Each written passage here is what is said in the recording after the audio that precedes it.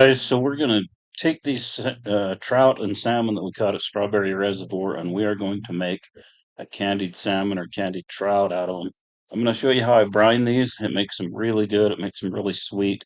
Takes most of the fishy kind of trout taste out of them and just makes them taste really good. If you've never done a fish this way, had fish done this way, try it. These ones we're going to skin, so we're going to go ahead and we're going to get these skinned up. Um, you can fillet them as well, but I feel like I get more meat if I skin them, and so that's why I do it. And once it's done, the bones come out really easy on us. So we're going to go ahead and get these taken care of. We're going to skin them, and then I'll show you the brine that we put them in. Never skinned a trout before, so you can get up at the front of it. You just kind of get up underneath it and pull it back. These ones I kind of forgot to cut that back fin off. I've done that before, but the problem is if you don't cut the back fin off, it pulls some of the meat off with it. So you want to make sure you cut that back fin off. It still worked, but it wasn't as slick as it would have been had I cut that fin. I realized it once I got this to about this point, and it was too late. So I just went ahead and finished it up. But anyway, it ended up working out for me. Just if you do it, make sure you cut that back fin off. So we're going to get the rest of these skinned up, and then we'll get them in the brine. All right, guys, so the ratio that we're going to use here is we've got some brown sugar, and we're going to put 3 parts brown sugar to 1 part salt. A lot of people will use 3 parts to 2 parts, but I found that the best thing to do is to use just the 3 parts to 1 part salt, and that gives you the best ratio. So it's not too salty. You still get the sweetness in there, and it still brines and pulls the moisture out of the fish. You're going to see when this is done how much moisture it's actually pulled out of the fish. It's quite amazing. So yeah, my recommendation on this is 3 parts sugar, 1 part salt. I've actually got 6 cups brown sugar in there, so I'm going to put 2 cups of salt. I usually use sea salt, but I was out of it, so I ended up just using regular table salt, which will work. I don't like it as well as the sea salt, but it will do the job if you don't have the others. So we're going to get this put in, and we'll be right back with you when we get the fish put in. So I just did this in a Ziploc bag because it makes it easy for cleanup and stuff. So I've got this in here. I'm just going to mix it up now, and then we'll get the fish put in the brine.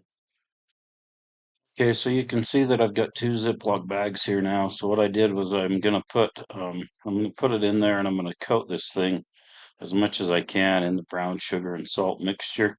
And I'm gonna even put some on the inside of it because I want that dry brine to be everywhere on that fish.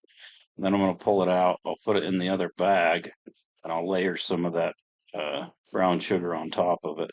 And I'll repeat that and do that with all of these fish so that they're all completely covered in that dry brine and they have a layer above them and below them. And that's what you want when you do this, is you need to have a layer above and below with the dry brine, and it will make it really good. All right, guys, so we got these all put in the brine. They're going to go into the fridge overnight, and then we'll get them out in the morning, and I'll show you what the next step is. All right, guys, so the next thing you want to do is when you pull those out of the fridge, you want to get them into a cold water, and you want to rinse them off really well and get all that dry brine off of them. All right, guys, I got these all rinsed off. This is the kokanee. The rest are trout. We're going to let these sit out till they get a pellicle on them, then we'll put them on the smoker. Alright guys, we've got our smoker heated up to 225 degrees. Our trout's been sitting out. You can see it's dried out. It's got a little bit of a pellicle on it. We're going to get this on the smoker, let it go till it gets to 145 degrees.